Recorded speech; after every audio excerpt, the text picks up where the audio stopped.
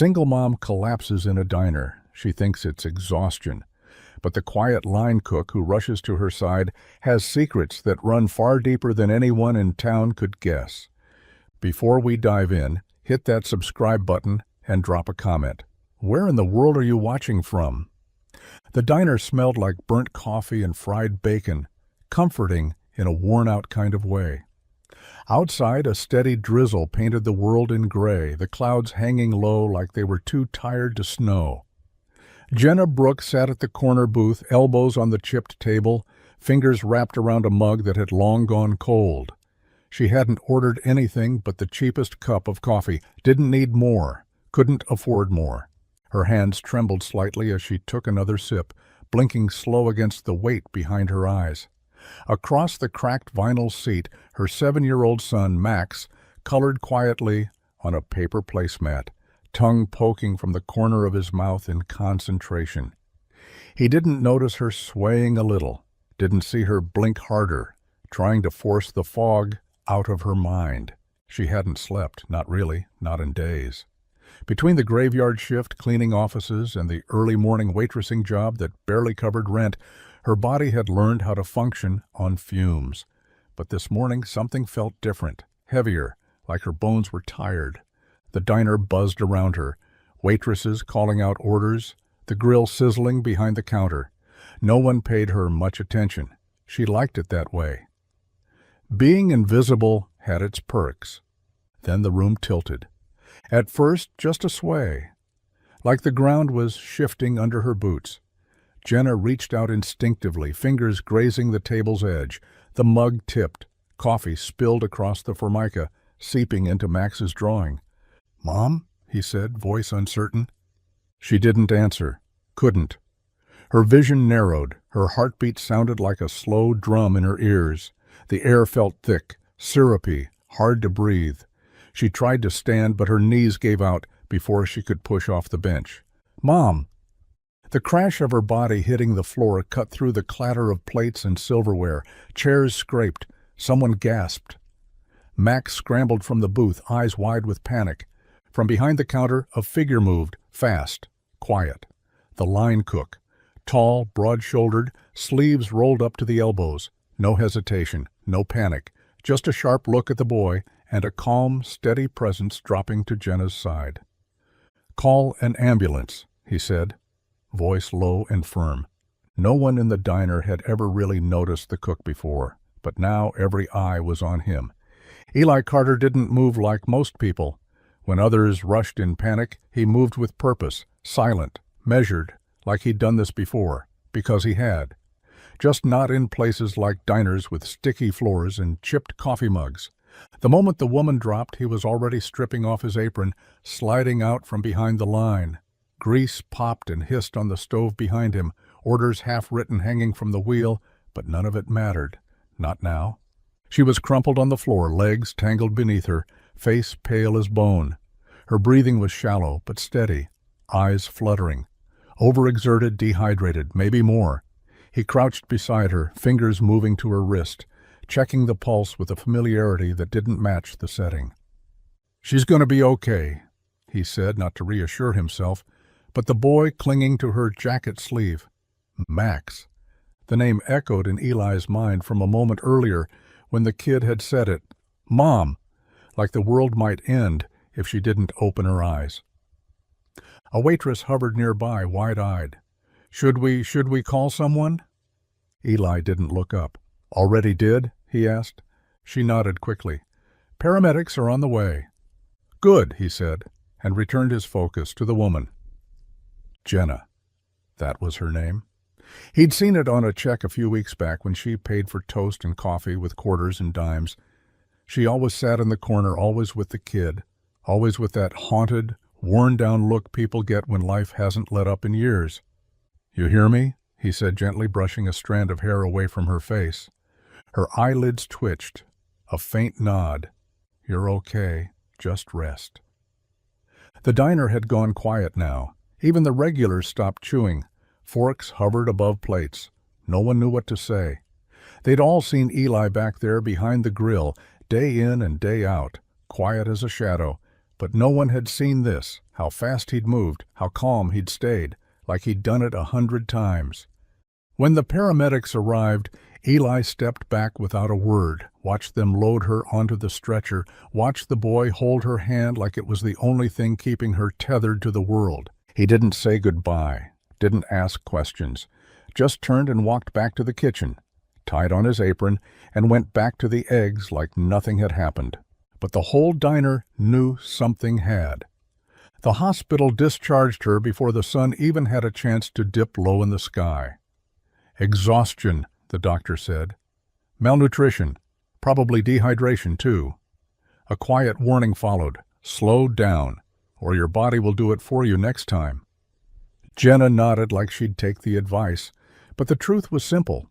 Slowing down wasn't an option. Not when rent was due, not when Max needed food, not when the job at the cleaners barely kept the lights on. She clutched the thin discharge papers in one hand, Max's small fingers in the other, and stepped out into the wind. The chill hit harder now. Her jacket, 2 sizes too big and missing a button, did little to stop it. They stood on the curb while she tried to figure out what to do next. Her car was parked across town, still sitting behind the diner where it died 2 days ago. She could call someone, if she had someone to call. That's when she saw him again. Eli Carter stood beside a dented silver pickup truck that looked older than both of them combined. His hands were tucked into the pockets of a faded hoodie, and he watched her with the same unreadable expression he always wore. Not cold, not unkind, just distant. "I figured you might need a ride," he said, voice low and even. Jenna hesitated. Everything in her told her to say no.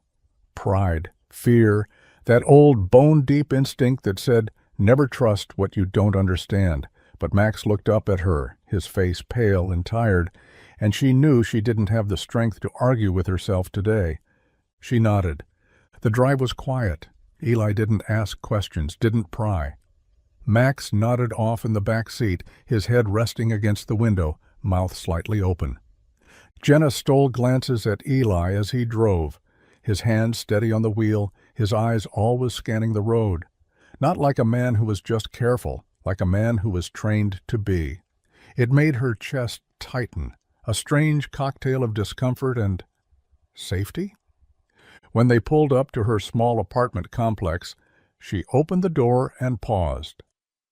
"Thank you," she said, the words almost foreign in her mouth. He gave a short nod. "Any time."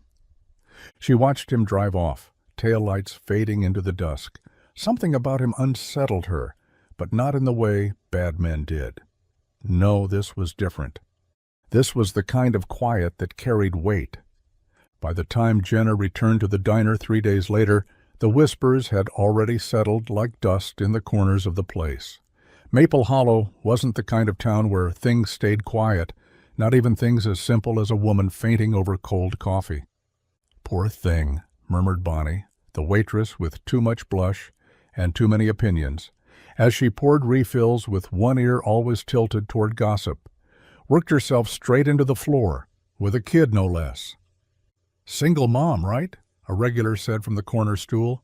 "Shame. She always looks like she's just barely holding on."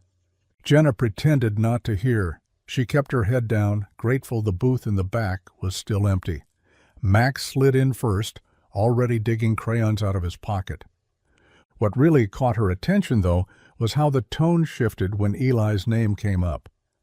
"That cook," someone whispered low. "Eli?" He was the one who helped her, moved like he'd done it 100 times. "You see the way he handled her?" Bonnie leaned in. "You know he used to live up north, right? Rumor is he just showed up one day, took the job, barely spoke a word to anyone, doesn't drink, doesn't date, doesn't even go to church. That's not normal." "Maybe not," another voice chimed in, "but he's never done anyone harm. Quiet ain't the same as dangerous." Still, the air around his name crackled. People didn't know what to do with someone who didn't fit in the usual boxes, and Eli Carter didn't fit anywhere. From her booth, Jenna glanced toward the kitchen window. There he was, flipping hash browns like nothing had happened, as if he hadn't carried her unconscious body to the floor with the care of a man cradling something fragile, as if he hadn't driven her and Max home like it was nothing.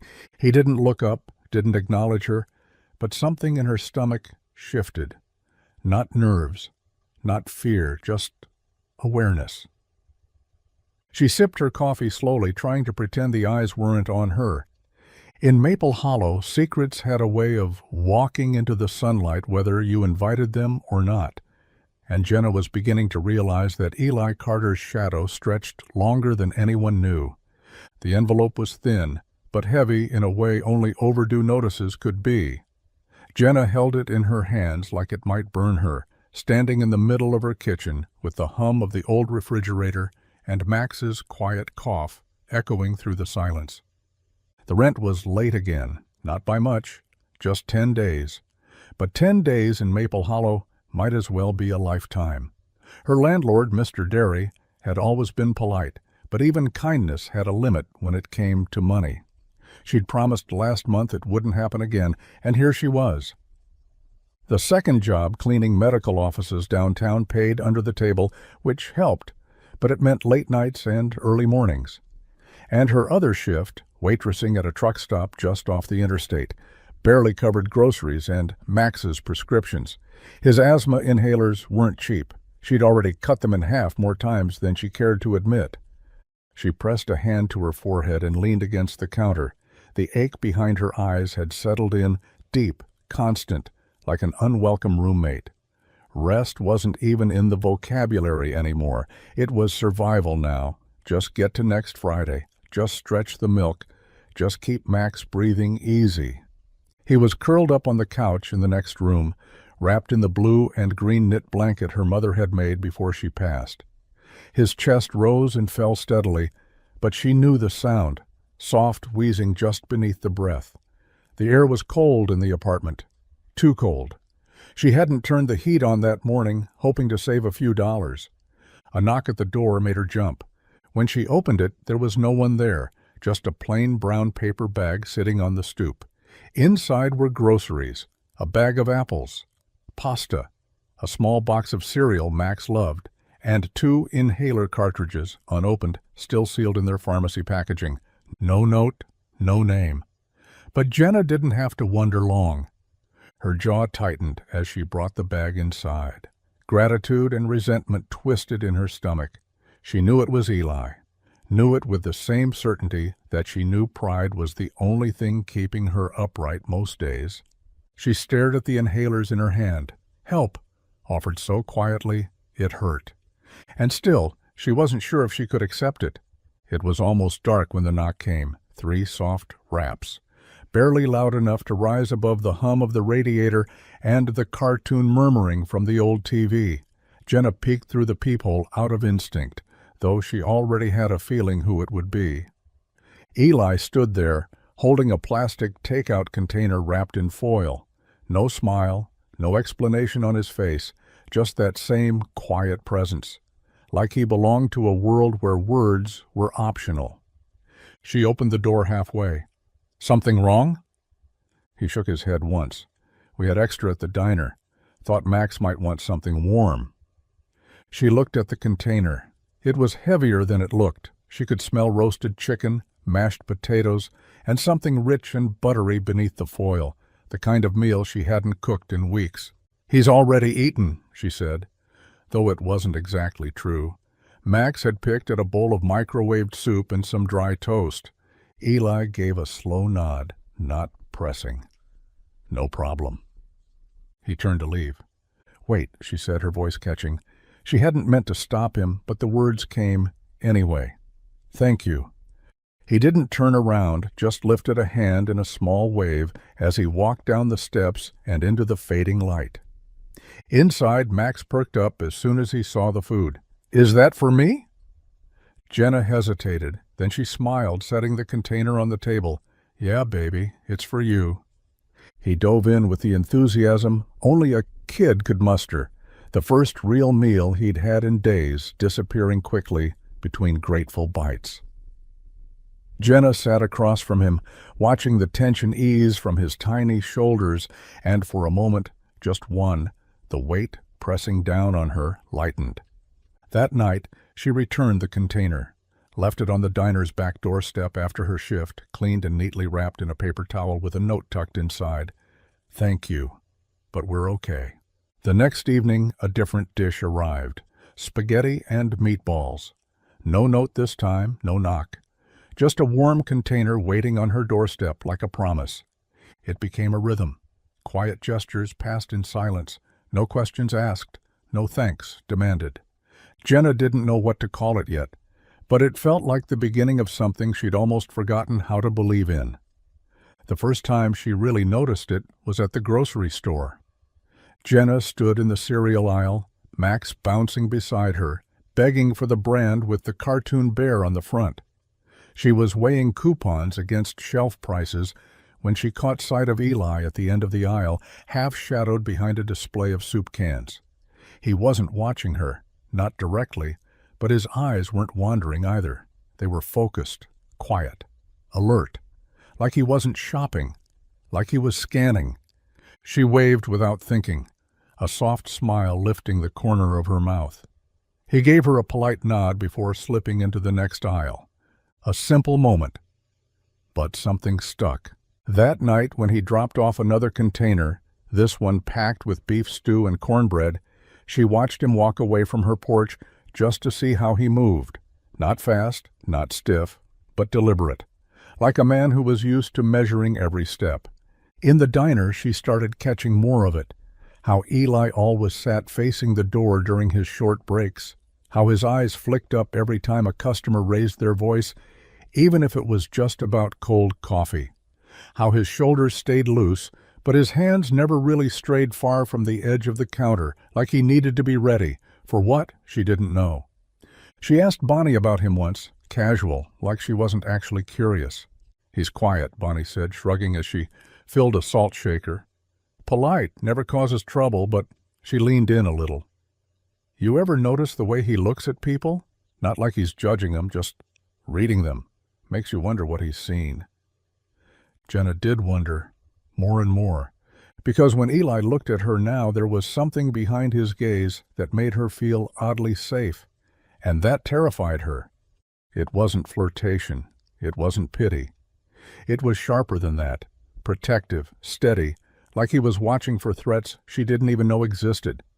And every time their eyes met, she got the strangest feeling, like he knew how to disappear, how to fight, and how to bury things deep. And like maybe, just maybe, he was doing all of that for her. The car didn't belong there. It was a black sedan, engine idling low, parked just across the street from Jenna's apartment building. The windows were tinted too dark to see inside, and it hadn't moved in the 20 minutes since she'd first noticed it from the kitchen window. Jenna stood behind the curtain, arms folded tight across her chest, her heart beginning to thud in that quiet, bone-deep way that only mothers know.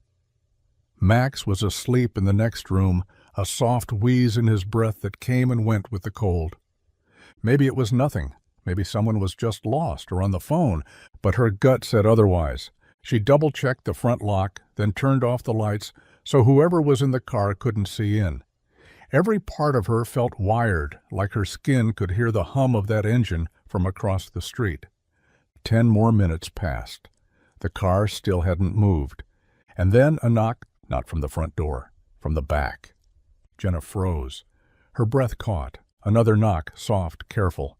She crept to the back door, heart in her throat, and peeked through the small window. "Eli!" She opened the door just a crack. "What are you doing here?" she whispered. He didn't look surprised, or hurried, just steady, as always. "Was heading home from the diner. Thought I'd check in, see how Max was doing." Her eyes narrowed. "You never just check in." His jaw tensed slightly. He glanced toward the front of the building. Saw a car sitting out front. Been there a while. "You saw it?" she asked. "Yeah."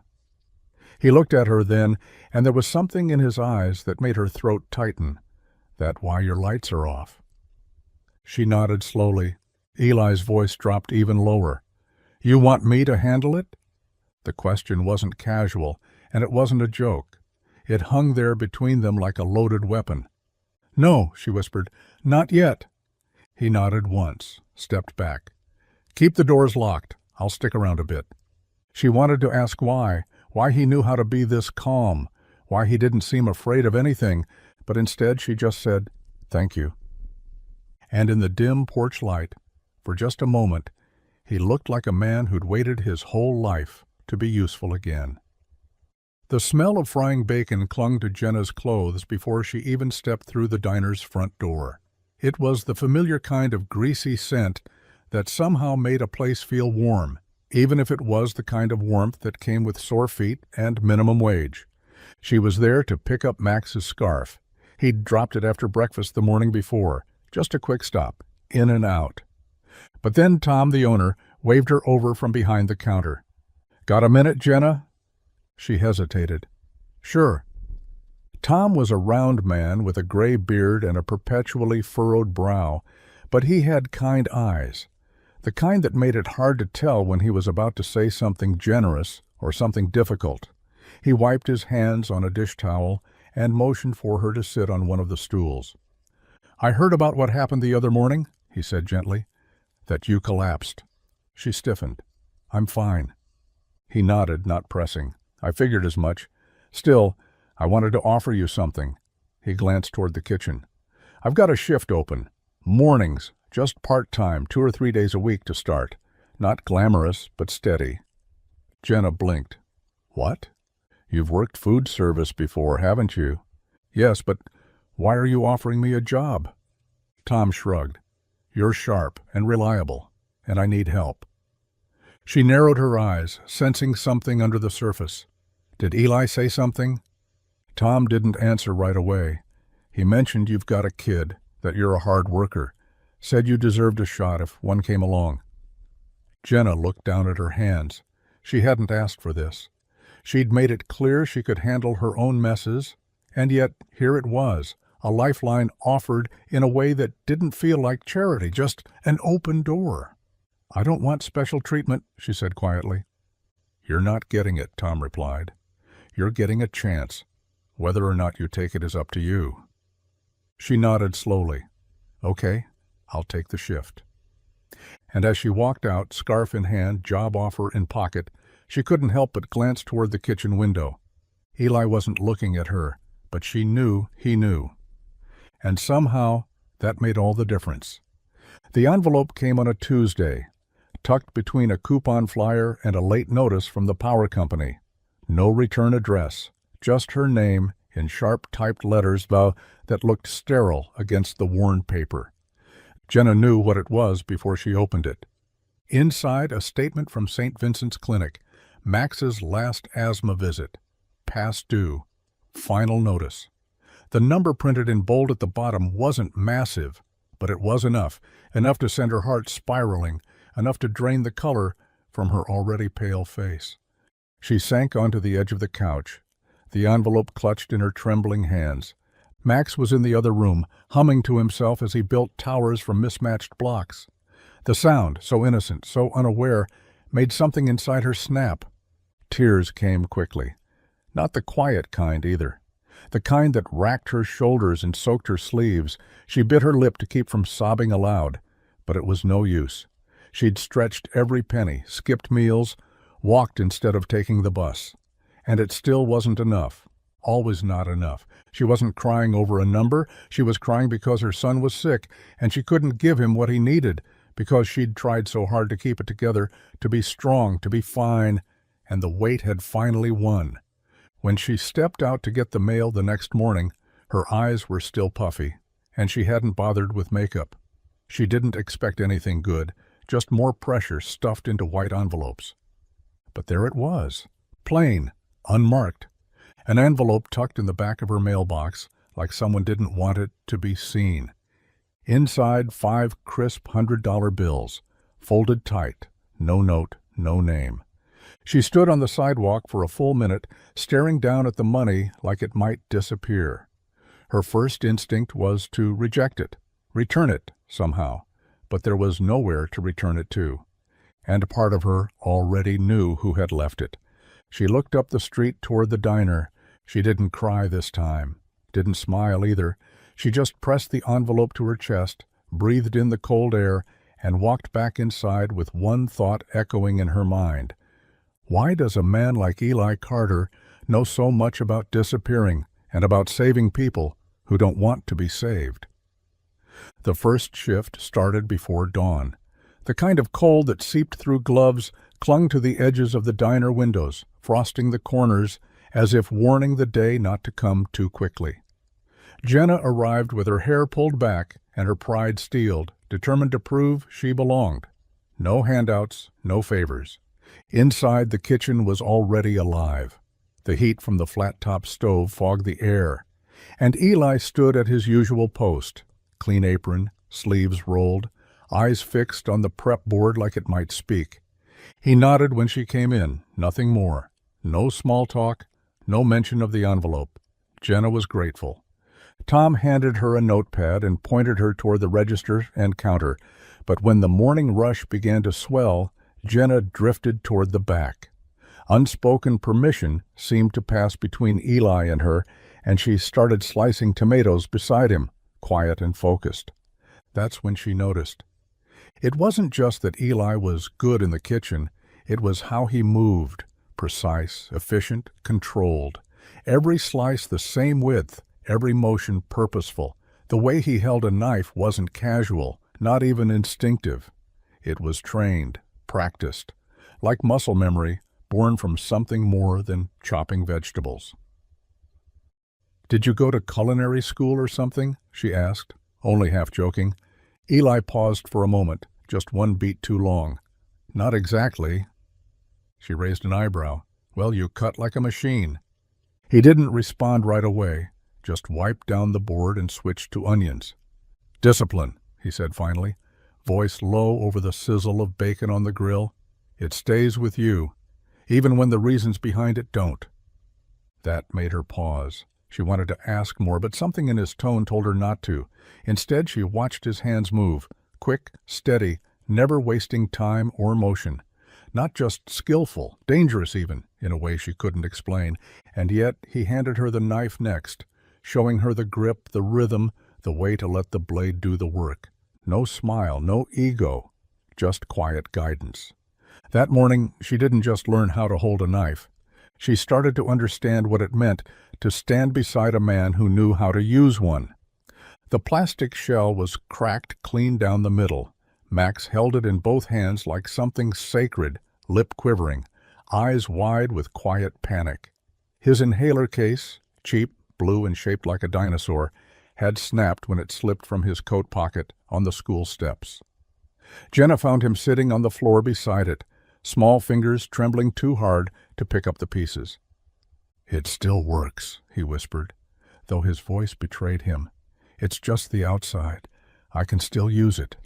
Jenna crouched beside him, brushing hair from his forehead. "I know, sweetheart. We'll figure something out." But Max didn't look convinced. That little plastic case wasn't just protection for his inhaler. It was armor. Familiar. Safe. In a world where his lungs could betray him any second, it gave him control. And now it was broken. That evening, Eli stopped by the apartment with another warm container, this time shepherd's pie, and noticed Max sitting unusually quiet on the couch, holding the broken pieces in his lap. "What happened?" he asked Jenna, nodding toward the boy. She told him, just the basics. His case broke. He's upset. No big deal. Eli nodded once, then turned to Max. "Can I see it?" Max looked up, hesitant, but handed it over. Eli turned the pieces over in his hands, fingers tracing the crack, measuring. "You mind if I borrow this overnight?" Max glanced at Jenna, unsure. "It's okay," she said softly. "Just for tonight." The next day, Eli showed up just as Jenna and Max were heading out the door. He held out the dinosaur case, good as new, glued and sealed, reinforced with a layer of clear resin. But he didn't stop there. He'd etched Max's initials into the side in small, neat letters, and added a loop to clip it to a backpack zipper. Max stared at it like Eli had just handed him treasure. Then he smiled. Not the shy, forced one Jenna usually saw around strangers. This one was real, bright and unguarded. "Thanks," he said, voice soft but sure. Eli gave a small nod. "You're welcome." And for the first time, Max didn't turn away after the exchange. He stayed close. Asked Eli what tools he used, if he could fix other things, if maybe he could show him sometime. Jenna watched from the doorway, her throat tightening. Max didn't do this with men, not ever. But with Eli, something was different. With Eli, Max felt safe enough to smile. It started as a simple restock. The kitchen rush had ended, leaving behind the usual mess, half-empty bins of flour, tomato sauce smudged across the counters, the clatter of dishes echoing from the sink. Jenna was elbow-deep in reorganizing the back pantry, grateful for the quiet. The air smelled of old spices and industrial cleaner, and she moved with practiced efficiency, hands sorting cans and boxes while her mind wandered elsewhere. She reached up to shift a dusty crate of bulk coffee when she saw it. Tucked behind a stack of old cutting boards, half obscured by a stained apron, was a metal box. Dark gray, heavy-looking. The kind with a clasp lock on the front. The kind that didn't belong in a pantry next to powdered sugar and paper towels. She knelt and pulled it forward, noticing the faint lettering scrawled on the lid in black marker. Just a single letter, C. Her fingers brushed the lock, no rattling inside, no sign of a key nearby. It wasn't labeled for inventory. It wasn't part of any order she'd seen. "Jenna?" The voice stopped, her hand cold. She turned and found Eli standing in the doorway, arms crossed, eyes unreadable. Not angry exactly, but alert, sharper than she'd ever seen him in the kitchen. She stood slowly. "I was just reorganizing. Found this. Didn't mean to—" "Don't touch that," he said, quiet but firm. Something in his tone shut down any instinct she had to ask why. It wasn't just a request. It was a line. One he didn't want crossed. Jenna straightened, brushing off her hands. "It's yours?" He gave a single nod. "What's in it?" she asked before she could stop herself. He held her gaze for a beat too long, then said simply, "Nothing that concerns the diner." She almost asked again, almost pressed. But something about the way he stood, the tension in his shoulders, the weight behind his silence, told her not to. "All right," she said, stepping away. "Didn't mean to pry." He relaxed just slightly. "Thanks." She left the pantry with the image of that box burned into her mind. It wasn't just storage. And Eli Carter didn't strike her as the kind of man who labeled things casually. See, not for kitchen, not for coffee. For something else entirely. The sky had turned the color of steel by the time Jenna finished closing up.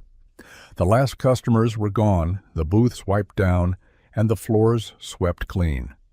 The hum of the refrigerator and the ticking of the wall clock were the only sounds that lingered. Tom had left hours ago, Bonnie too. But Eli, as usual, stayed behind, finishing the deep clean in the kitchen, silent as ever. Jenna stepped out the back door into the cool night air, taking a moment to breathe. It had been a long shift, the kind that sank deep into your bones. She leaned against the brick wall, rubbing her hands together for warmth. That's when she saw him.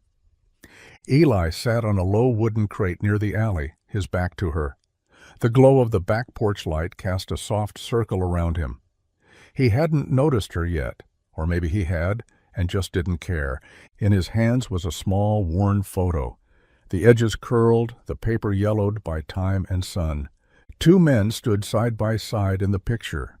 Both wore camouflage, the heavy kind made for places that didn't have roads. Desert behind them. One was grinning wide, full of life. The other, Eli, looked just the same as he did now, stoic, watchful, but younger. She stepped closer, slowly. "That him?" she asked softly. Eli didn't jump, didn't even flinch. He just looked down at the photo a second longer before slipping it into his jacket pocket. "Yeah." His voice was quieter than usual. "Name was Caleb." Jenna didn't ask how he died. She could hear it in Eli's voice. She could see it in the set of his shoulders, the way he blinked slower, like memory physically hurt. "What happened?" she asked anyway, gently. Eli looked up at the sky like it might give him the words he didn't want to say. "He saved me. I didn't save him." It was the first thing she'd heard from him that felt like it cracked the surface of whatever he carried. Jenna didn't reply. She just sat down beside him on the cold concrete, the silence stretching between them like an old scar. And for the first time, Eli let it stay. The diner was half full, the usual lull between the breakfast and lunch crowds. Jenna moved behind the counter, refilling coffee and jotting down orders, her apron streaked with flour and syrup. The old jukebox in the corner played something soft and twangy, a familiar hum that usually made the place feel warm, but not today. The man sat alone at the end booth. He wasn't from Maple Hollow, that much was clear. His coat was too new, his sunglasses didn't come off even indoors, and he had the restless energy of someone used to getting his way. At first he was just short with her, impatient, tapping his fingers against the table when his coffee wasn't hot enough, complaining that the eggs were overdone. But Jenna had been in customer service long enough to let things slide. Until he grabbed her wrist. She hadn't seen it coming. One second she was clearing his plate, the next his hand was wrapped around her arm, firm and possessive. "I said decaf, sweetheart," he sneered, his voice low and mocking. "You trying to give me a heart attack?" Jenna froze. The mug in her other hand shook slightly, coffee sloshing onto the tray. "I'll get you another," she said, steadying her voice. But he didn't let go, just tightened his grip a little more. That's when the air shifted.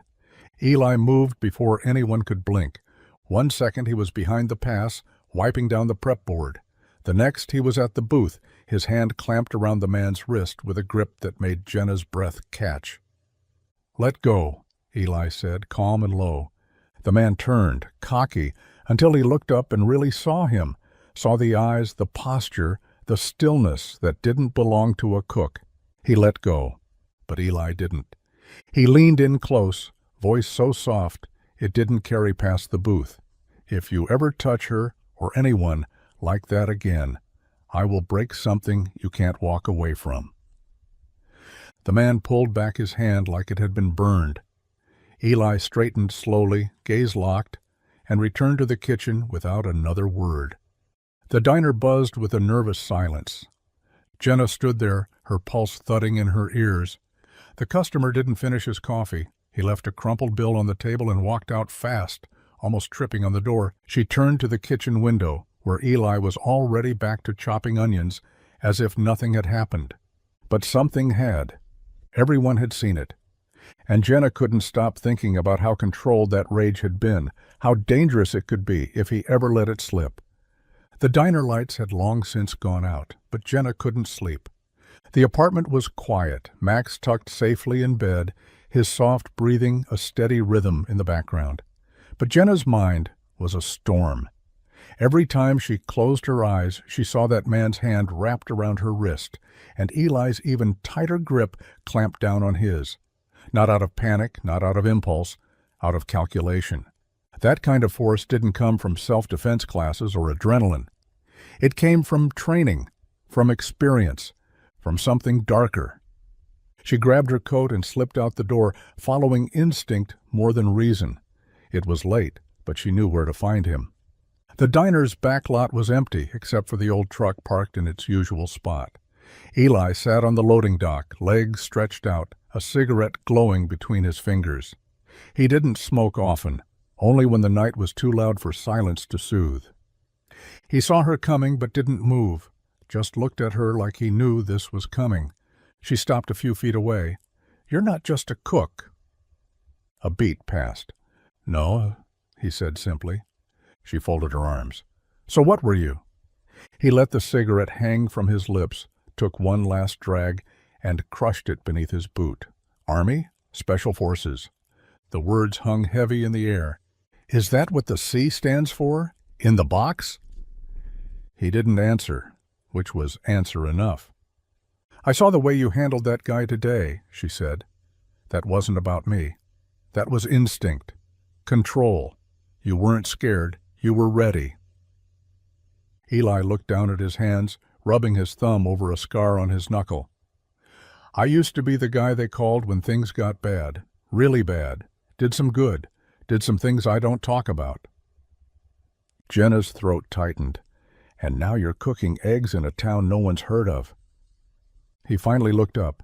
"Because I lost someone, and I didn't want to keep losing pieces of myself." They sat in silence for a long while, the cold creeping in around them. "Why help me?" she asked. Eli's eyes met hers, clear and unflinching. "Because you needed it, and because Max reminded me of someone I couldn't save." Her breath caught, not from fear but from the truth in his voice, the weight of it, the grief that never left. "I don't need protection," she said softly. "I know," he replied, "but that doesn't mean I won't give it anyway." And for the first time, she didn't push him away. The next night they met again on the diner's back steps, as if the conversation had never really ended. Eli sat with his elbows on his knees, hands clasped loosely, staring at the gravel as though it might rearrange itself into something easier to look at. Jenna leaned against the doorway, arms crossed, waiting, not pushing, not rushing, just waiting. He spoke without being asked. "Afghanistan, 2009. His voice was even, but there was a rawness to it, like every word came with splinters. "We were on a recon mission, supposed to be routine. We were watching a compound. Intel said it was quiet, nothing unusual." He paused, took a slow breath. "It wasn't quiet. It was a trap." Jenna didn't move. "There were 4 of us," Eli continued. "Me, my best friend Caleb, and 2 other guys. They hit us hard. RPGs, snipers, like they knew we were coming. We tried to pull back, but Caleb, he got hit, chest, close range." He looked up, eyes not quite meeting hers. "I carried him 2 miles through the dark. Thought if I got him back to the med tent in time, I could still save him. I couldn't." Jenna's heart cracked open at the edges. She didn't speak, just listened. "After that, I did a few more tours, but something in me shifted. I wasn't sleeping. I couldn't look people in the eye. Eventually, they said I could take a desk job, teach new recruits, whatever. I said no. I walked away." He leaned back against the cold brick wall, letting his head rest there. "I drove for days, picked a place off the map, saw the help wanted sign at the diner and took the job. Figured cooking was quiet, safe. No one asks questions when you make a good omelet." Jenna stepped forward, kneeling beside him, her voice gentle. "Why did you tell me all this now?" He looked at her, really looked. "Because I think you deserve the truth, and because I think you've been carrying things too heavy for too long, just like I have." The silence between them was deep and still, not empty, shared. Jenna reached for his hand, and for the first time since the war, Eli let someone hold a piece of his past without pulling away. The next morning, Jenna couldn't meet his eyes. She showed up to her shift on time, apron tied, hair pulled back, smile in place, but something was different, quieter, colder, like a window had been cracked open during the night, and all the warmth had drifted out. Eli felt it before she even said a word. The space between them wasn't hostile, but it was careful, polite, like a room filled with invisible glass you didn't want to break. He handed her the prep list. She took it without a glance. They worked side by side as always, chopping, cooking, refilling the fryer. But there was no banter today, no shared glances, no casual brush of shoulders. Jenna kept her focus on the work, but he could see it in her hands, the tension in her grip, the way she wiped her palms on her apron too often. Finally, he said it, soft. "You're pulling away." She paused over the tomatoes. Her knife hovered mid-air. "I don't know what you want me to say," she replied, not looking at him. "Just the truth," Eli said. She set the knife down and turned toward him, jaw clenched. "You tell me you were trained to kill people, that you've lived through things I can't even imagine, and I'm supposed to just pretend that doesn't scare me?" Eli didn't flinch. "I never asked you to pretend." Jenna shook her head, stepping back. "You're good to Max. You're good to me. But Eli, When you looked at that man in the booth, you didn't just defend me. You became someone else, someone I don't recognize. And I've spent my whole life trying to keep dangerous men out of Max's world." Her voice cracked at the edges, and she hated herself for it. "I don't want to be afraid of you," she whispered. "But part of me is. Because if you can do that to protect me, what happens when the rage isn't pointed in the right direction?" Eli stood still, calm, as always. "I don't lose control," he said.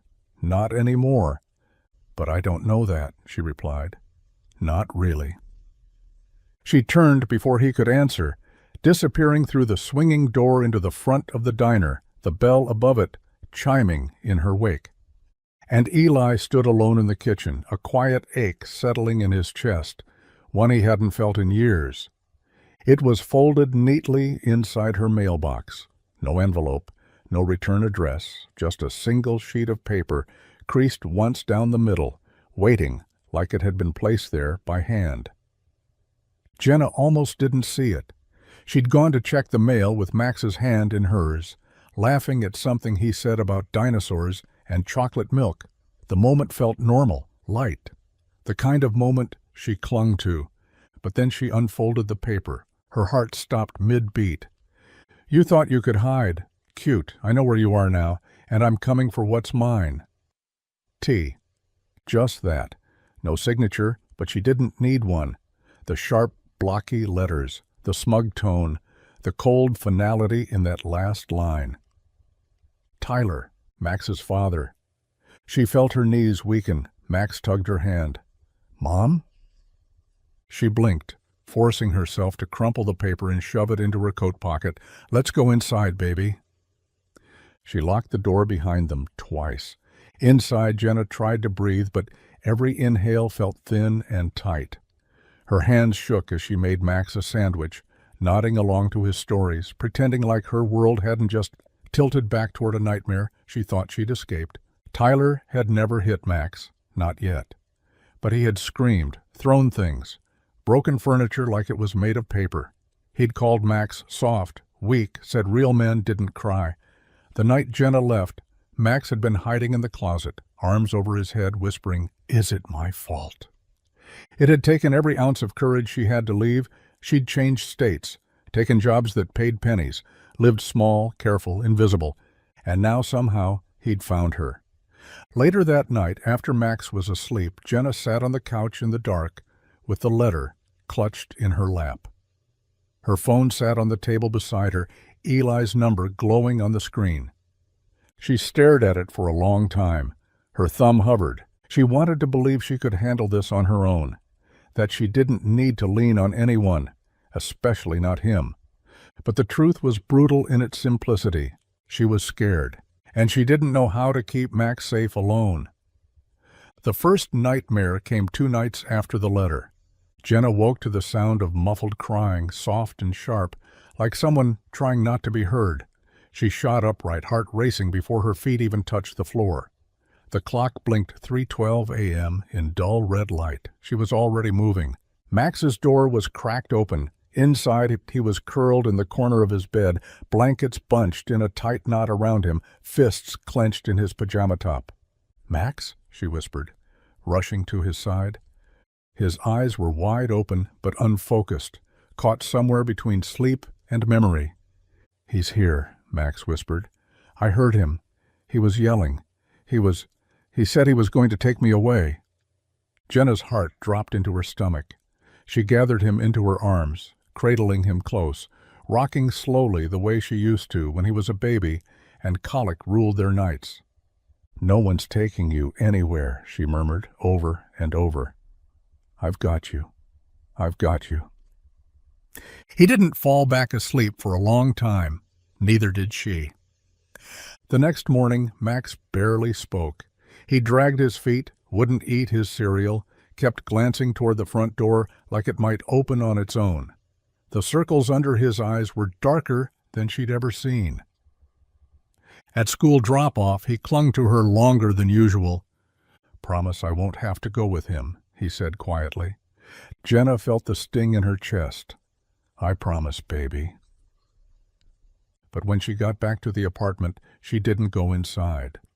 She sat in her car, staring blankly at the dashboard, the weight of everything pressing down like concrete.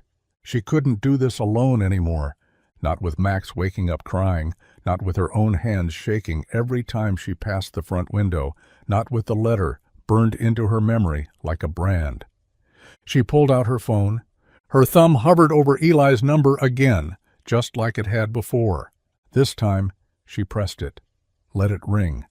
When his voice answered, low, calm, exactly what she needed, she didn't try to sound strong. "Eli," she said, her voice cracking, "I need help." The knock on the door came just after sunset.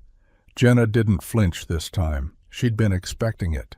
She opened it to find Eli standing on the porch, hands in his coat pockets, the usual stillness about him, like the chaos of the world never touched him unless he let it. She stepped aside. "Come in." He crossed the threshold without a word, his eyes sweeping the room out of instinct. Front door, back door, windows, corners. Not paranoid, trained. She didn't even pretend not to notice anymore. Max was asleep in his room, after another nightmare. "I'm not going to pretend anymore," Jenna said, her voice low but steady. "He's coming, and I don't know what I'll do if he shows up." Eli said nothing at first, just watched her, but not in judgment, in readiness. "I don't want to run again," she added, the words sticking in her throat. "I'm tired of running. I want to protect Max. I have to protect him, but—" Her hands trembled slightly. "I need help. I need you." There was no hesitation in Eli's face, no shift in posture, just a slow, deliberate nod. "I'll stay close," he said, "as long as it takes." Jenna swallowed hard. "What does that mean?" "It means I'll walk Max to school. I'll be outside the diner when your shift ends. I'll sleep in the truck if I have to. If he shows up, I'll know before he gets near your door." The weight of that promise settled into the room like gravity. Jenna sank onto the couch, her voice barely above a whisper. "Why are you doing this?" Eli knelt down in front of her, not too close, but close enough. His voice was quiet, unwavering. "Because Max deserves to sleep without fear, and because you deserve someone in your corner who doesn't walk away." Her eyes welled, but she didn't look away. "You're not scared?" she asked. "I've faced worse men than him," Eli said, "but I've never cared more about the outcome." Jenna let the silence settle between them, and for the first time in a long time, she didn't feel alone. They started in the living room. Max was at school, the curtains were drawn, and the furniture had been pushed back against the walls. Jenna stood barefoot on the worn rug, her posture stiff, arms crossed over a faded sweatshirt. Eli stood across from her, his hands open, calm, patient, like this was just another recipe he was teaching her. "This isn't about being strong," he said. "It's about being smart, fast, controlled." Jenna nodded, though uncertainty flickered in her eyes. "I haven't thrown a punch in my life." "Good," he said. "You'll learn to do it right." He started with the basics: how to stand, how to shift her weight, how to throw her weight without losing balance. He showed her how to break a grip, how to jab quickly and pull back, how to stay on her feet when someone came at her hard. Over and over she practiced. His voice never rose, his hands never faltered. At first she was all hesitance, movements too gentle, shoulders too tight. But Eli had a way of explaining things that cut through fear, like he was giving her instructions for fixing a leak, not fighting a man who wanted to take her son. "Again," he said, after her fifth attempt to break his wrist hold. She exhaled sharply, tried again, this time cleaner, faster. "You're getting it." Jenna looked up, breathless, hair falling from her ponytail. "I don't want to hurt anyone." "You're not learning to hurt," Eli said. "You're learning to survive. There's a difference." That landed somewhere deep. She nodded. Later, they moved to improvised weapons, how to use keys, a pen, a cast-iron skillet if needed. He taught her how to control her breathing, how to listen to instinct, how to trust it. "You already know how to fight, Jenna," he said. eyes meeting hers.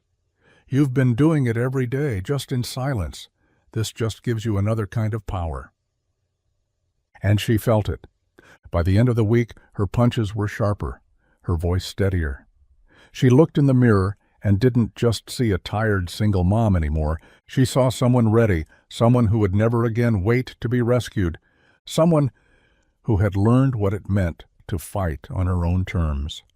The storm rolled in faster than anyone expected. One minute the sky was just overcast.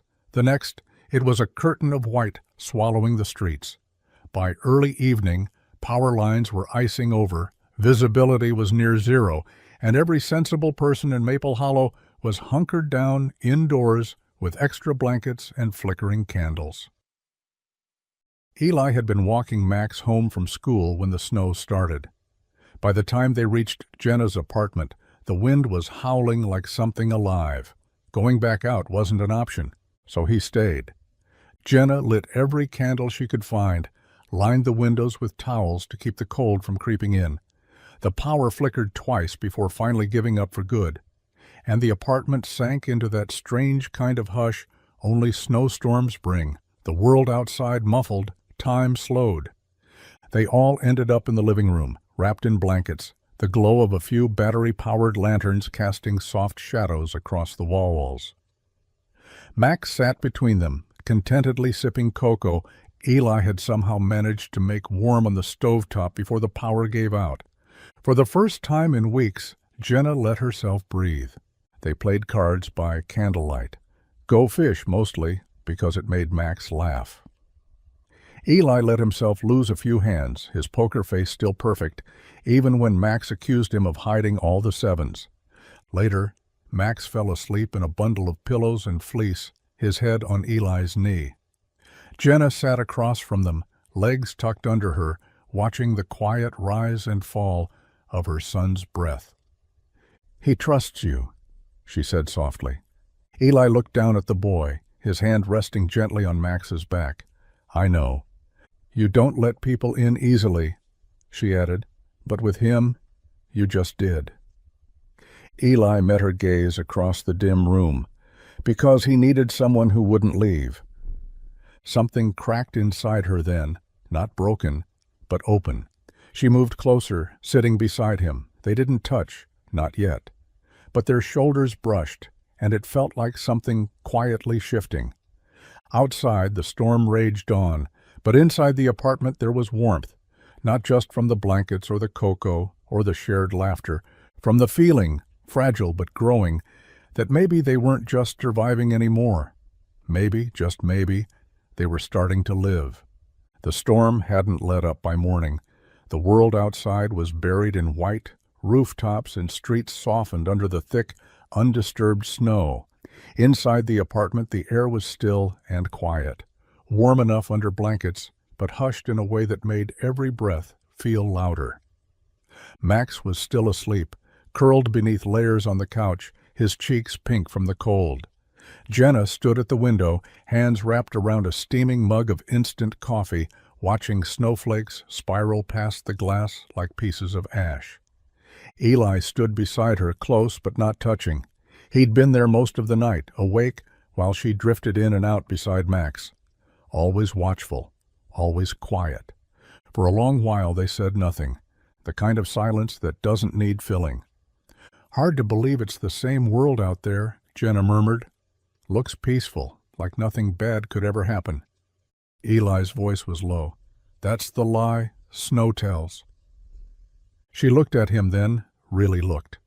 His eyes were soft in the morning light, not guarded like they so often were. For once, the weight he carried didn't seem so heavy. It just seemed human. "You're different when it's quiet," she said. He turned his gaze toward the window again. "I spent a long time getting used to noise. Quiet used to feel dangerous. Now it feels earned." She smiled faintly. "I think we're both still unlearning things." Another pause, another breath. She reached for his hand. It wasn't a grand gesture, just her fingers slipping into his, slow and uncertain, but sure. He didn't flinch, didn't pull away. His hand closed around hers gently, like he wasn't sure he deserved to hold it. When she turned toward him, their faces were close. She didn't lean in, neither of them did. It just happened. The space closed, the breath stilled, and then the kiss was soft, barely more than a whisper. A question asked, not answered. But before it deepened, Eli pulled back. Not abruptly, not coldly, just enough to breathe again. His eyes searched hers, pain flickering beneath the quiet. "I don't want to break anything," he said, voice thick. "Especially not you." Jenna reached up, brushed a thumb across his jaw. "Then don't." But he was already stepping back, creating that careful space again. Not out of rejection, but out of fear. Fear that wanting her was the most dangerous thing of all. The first sign was the car. Not the black sedan from before. This one was flashier. A cherry-red muscle car with dark-tinted windows and chrome wheels that didn't belong on Maple Hollow's salt-crusted roads. It pulled into the diner's lot late on a Thursday afternoon, just as the sky started bleeding into dusk. Jenna saw it from the kitchen window. Her hand paused mid-scrub in the sink, something twisted in her chest, tight, sharp, instinctive. He stepped out like he owned the place. Tyler. Same cocky swagger, same clean leather jacket, same easy smile that once fooled everyone but her. He looked good in the way men like him always do when they're about to ruin something, put together, smug and just unpredictable enough to be dangerous. She didn't breathe until he opened the door to the diner, and that smile spread across his face like poison. "Wow," he said, loud enough for the whole room to hear. "You've been hiding out in this charming little hole?" Bonnie froze mid-pour. Tom looked up from the register, brows pulling together. No one knew who he was, but they felt the shift immediately. Tension snapped through the air like static. Jenna walked out of the kitchen slowly, wiping her hands on a dish towel, heart pounding so hard she thought it might split her ribs. "What are you doing here?" she asked, voice flat. Tyler spread his arms like he was offering her a gift. "Heard you'd been playing house in some snow-covered town. Thought I'd drop in. See my son." Max. The name alone made her blood run cold. "You're not seeing him," she said quickly, firmly. Tyler stepped closer. Not enough for a scene, just enough for her to smell the cologne she remembered too well. "You don't get to decide that anymore, Jenna. We both know what you took." She didn't back up, didn't blink, but every nerve screamed. Then, from the kitchen door, Eli appeared. No words, no threat, just that heavy, still presence, eyes locked on Tyler like he'd been waiting for this exact moment. Tyler glanced at him, smiled. "Friend of yours?" Eli didn't smile back. Jenna looked at Tyler and realized something terrifying. He hadn't come to beg. He'd come to claim. And Tyler didn't leave quietly. The door slammed behind Tyler with a finality that made the windows rattle.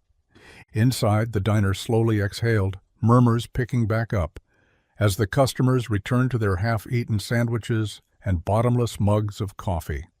But Jenna didn't move. She was frozen behind the counter, hands clenched around the edge, her breath shallow. Eli followed him out. No fanfare, no raised voice, just the door swinging gently shut behind him, the bell overhead jingling like it had no idea what kind of storm it was announcing. Outside, the cold bit hard. Snow still clung to the curb, dirty and melting, and Tyler leaned against his car like he was waiting for applause. His smirk faded just a little when he saw Eli coming toward him, not rushed, not tense, just walking, calm as ever. "You're the guy, huh?" Tyler said, cocking his head. "The one playing bodyguard. Cute." Eli stopped a few feet away, hands in his coat pockets. "You've had your moment. Now you're going to get in your car, and you're not going to come back." Tyler barked a laugh. "You think I'm scared of some washed-up kitchen grunt?" Eli's gaze didn't waver. "No, I think you're too arrogant to be scared of the right things." That made Tyler pause. Eli took a small step forward, just enough to change the air between them. "I've seen what real violence looks like, Tyler. What it does, what it leaves behind. So I don't make threats. I don't raise my voice. I don't throw punches just to prove I can." His voice was calm, even, too steady to be anything but true. But if you come near Jenna again, if you get anywhere close to Max, I won't ask twice. I won't warn you again. You won't see me coming." Tyler's face tightened. His hands twitched like he wanted to laugh but couldn't find the breath. "You threatening me?" "No," Eli said simply. "I'm promising you something." For a long stretched moment they stood like that. Two men, one pretending not to be rattled, the other too steady to fake anything. Tyler broke first. He scoffed, climbed into his car, and peeled out of the lot without another word. Eli stood there a moment longer, letting the cold air cool the tension in his veins. He didn't look back at the diner. He didn't have to. He knew she'd be watching. The snow had started to melt, leaving behind puddles and slush that soaked through boots and stained the hems of jeans. The town looked softer in the thaw, less like a place to hide, more like a place to be. Jenna stood on the diner's back steps, arms folded, breath curling into the crisp air. Inside, the late lunch crowd was thinning. Bonnie hummed off-key while wiping down tables. Tom was grumbling about the coffee machine again. It was normal, almost peaceful. Eli came out behind her, stepping quietly, like always. She didn't turn around, just said, "He'll come back, won't he?" There was a pause before Eli replied, "Probably, but he won't get far." She nodded, but her throat tightened. "I used to think leaving was the hardest part," she said. "Packing Max up in the middle of the night, sleeping in the car, taking whatever job I could find. But it's not. The hardest part is realizing that, even after all that, he can still find us. He still thinks we're his." "You're not," Eli said. "I know." She swallowed. "But knowing it and feeling safe, they're different." Eli moved closer, just enough that she could feel the warmth of him at her side. "I've spent so long running, Eli, changing towns, changing my name at one point. Max doesn't even remember what normal feels like." "You do," he said quietly. "You're building it, whether you believe it or not." She looked at him then, eyes rimmed with exhaustion, but something else too. Resolve. "I don't want to run anymore. I want Max to have a place he remembers for the right reasons. I want to stop surviving and start living." The words felt heavier than they should have, like saying them aloud made the possibility real. Eli's jaw flexed, his eyes never leaving hers. "Then stop running," he said. "You're not alone. Not anymore." For the first time in years, she let herself believe it. Really believe it. That maybe she didn't have to do everything on her own. That maybe home wasn't just a place, it was a decision. And standing beside Eli with the wind soft against her cheeks and hope settling deep in her chest, Jenna made hers. It happened just after midnight. Jenna had fallen asleep on the couch, curled under a quilt with Max's favorite book still open beside her. The apartment was quiet, the kind of stillness that only came after a long day of pretending everything was finally okay. Then the sound shattered it. Glass exploded from the back of the apartment, a sharp, violent crack that sliced through the silence like a scream. She bolted upright, heart pounding, breath caught in her throat. For a split second, she couldn't move. Then instinct took over. "Max," she whispered, already running. His bedroom door was open. The cold hit her first, sharp and immediate, pouring in through the shattered window like a wave. The glass was everywhere, on the floor, the blankets, the old rug beside the bed. Max was huddled beneath his covers, shaking, wide-eyed, but unhurt. "I'm okay," he whispered, before she could ask. Then came the footsteps, steady, fast, purposeful.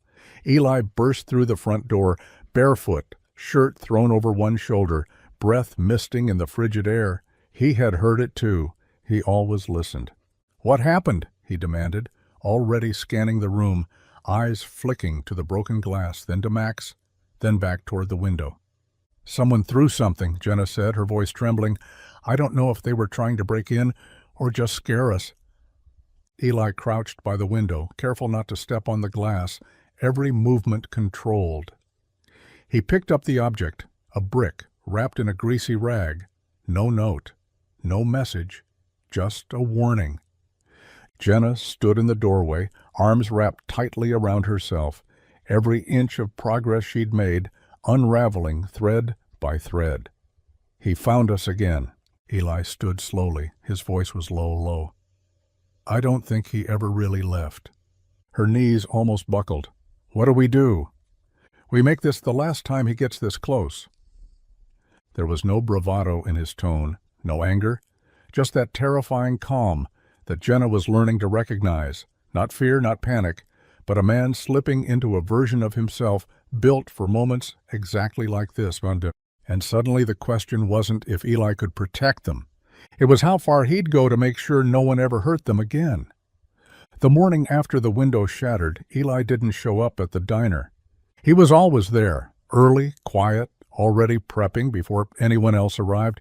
But today, the grill stayed cold. The back door didn't creak open. The kitchen felt wrong without him, like something vital had been removed and no one had told the rest of the world. Jenna knew why. She just didn't know how far he was going. By noon, Eli was sitting in the corner booth of a truck stop cafe just outside of town, nursing a bitter coffee and watching the snow melt in slow drips from the gutters. Across from him sat a man with a military haircut and a crooked nose, someone you wouldn't notice unless you knew exactly what to look for. "Didn't think I'd hear from you again," the man said, stirring sugar into his cup without looking up. "Thought you were done." "I am," Eli replied, "but I need a favor." The man raised an eyebrow. "Does this favor come with names?" "One," Eli said, sliding a folded paper across the table. "Tyler Maddox, Jenna Brooks's ex. He's here. He's threatening her kid. Broke a window last night to send a message."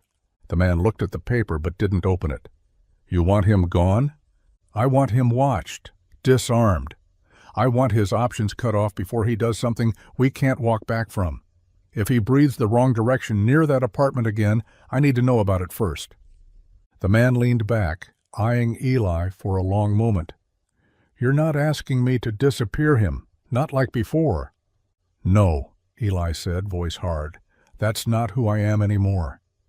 But if he crosses the line again—" He didn't finish the sentence. He didn't have to. The man nodded slowly. "Consider it handled. You'll get updates. Quiet ones." Eli stood, left enough cash to cover the coffee and the man's silence. As he walked out, the cold wind hit his face like a second warning. But he felt clearer now, sharper, because there were men like Tyler in the world, entitled, cruel, reckless. And then there were men like Eli, built to keep the worst of them from doing real harm. He was done hiding. And Tyler Maddox had just run out of second chances. It happened late one night after closing. The diner was dark except for the dim glow of the emergency light above the back door. The rain tapped gently against the windows, soft and steady, like the world was holding its breath. Jenna stood in the pantry, the smell of flour and coffee lingering in the air.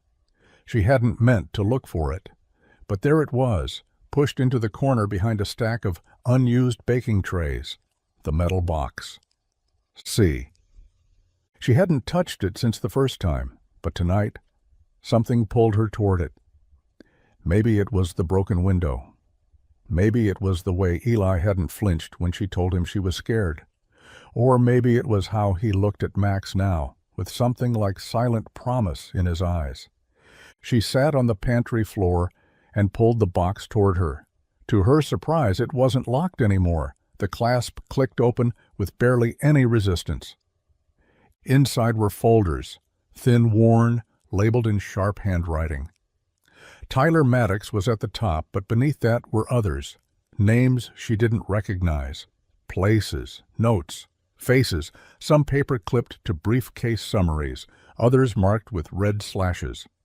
She skimmed the first one, a man with a long criminal record, domestic abuse, drug trafficking. The next, a name scrawled across the top, followed by a detailed breakdown of a missing persons case and a timeline of when Eli had last seen the target. It wasn't revenge, it wasn't even vigilante justice. It was order. a ledger of the world's failures that Eli had quietly carried long after the war was over, a list of people no one else had stopped, and that he, in his own way, had made sure would never hurt someone again. She closed the box carefully, her fingers trembling. Eli was more than a protector. He was a man who never stopped repaying a debt. To Caleb, to the people he couldn't save, to the part of himself that refused to stand by. When she found him outside, standing beneath the overhang watching the rain, she held the box out to him without a word. He looked at it, then at her. "You opened it," he said softly. "I had to," she replied. "I needed to understand." "And do you?" She stepped closer. "I do now." He didn't apologize, and she didn't ask him to. It happened quietly. No sirens, no headlines. Just a shift in the air, subtle, certain, final. Tyler Maddox was gone. One day he was in town, loitering outside the diner in his red muscle car, flashing that smug smile like nothing could touch him. The next day the car was gone. The motel room he'd been staying in was left neat and stripped, the key tossed on the front desk counter. No note, no bags, just gone. Jenna found out from Bonnie, who leaned over the counter with wide eyes and a whisper. "Creepy guy with the Camaro, packed up and disappeared overnight. Didn't even pay the bill." Jenna just nodded. "Strange," she said. But it didn't feel strange, not to her. That night, she walked out onto the apartment balcony, the wind soft against her skin, the sky a canvas of heavy clouds. Eli was already there, sitting in one of the old plastic chairs with a mug in his hands, steam curling from it into the night. She sat beside him. "Tyler's gone," she said, not a question, not even a statement, just truth. Eli didn't react. He just took a slow sip of his drink and watched the dark horizon. "No police came by," she added. "No one's looking for him." Still, he said nothing. She looked at him then, studying the calm set of his face, the way he carried silence like armor and apology all at once. "You made it so he wouldn't come back," she said. "Didn't you?" He turned to her, his voice soft. "I made sure he understood the cost of trying again." She didn't ask for details. She didn't want them, because in that moment she realized something she hadn't fully let herself believe until now. She trusted him, not just to protect her, but to choose restraint over revenge, justice over chaos. And if there was a part of her that once feared what Eli was capable of, it was gone now. "He's not coming back," she whispered. "No," Eli said. "He's not." She let out a slow breath, the tightness in her chest loosening for the first time in what felt like years. It wasn't peace, not entirely, but it was the beginning of it, and that was enough. Spring arrived in Maple Hollow like a held breath finally released, slow, steady, gentle. The snow melted into the earth, and green things started to push through again. For the first time in a long time, the world didn't feel like a threat. It felt like a promise. The diner was busier now. Jenna worked weekday mornings behind the counter, knowing every regular by name, every coffee order by heart. Eli ran the kitchen like he always had, silent, steady, exact. But something about the place had changed. There was laughter now, music humming low through the speakers. Customers lingered longer. The kind of place people came to feel like they belonged. At night they went home together, all three of them. Their apartment had new curtains. A second-hand couch Eli insisted on fixing. Max's drawings lined the fridge, and a plant Jenna managed to keep alive sat on the windowsill, bent, a little uneven, but reaching for the light. Max had flour in his hair most afternoons now. He liked helping Eli bake, even if most of the help ended with more mess than muffins. But Eli never minded. He taught Max how to crack eggs one-handed, how to hold a whisk properly. He spoke to him like an equal, like someone worth listening to. And Max listened back. That morning, Jenna had just finished wiping down a booth when Max walked in from the back, his little sneakers thudding against the tile. He looked at Eli, who was kneeling beside the oven, checking a tray of biscuits. "Hey, Dad," Max said casually, like it was the most normal word in the world. Eli froze just for a beat. Jenna looked up, heart in her throat. Eli turned, his voice soft. "Yeah, buddy?" Max grinned. "Are they done yet?" Eli smiled back. "Just about." Jenna had to turn away for a second, blinking fast. That single word, Dad, echoed through the air like a bell, clear and full, and so much more than she ever thought they'd have. Later, when the diner was quiet and the town outside glowed gold in the early evening light, Jenna stood beside Eli, their shoulders touching, hearts unburdened. They didn't speak. They didn't need to, because they had made it through the dark. And they were finally, irrevocably, home.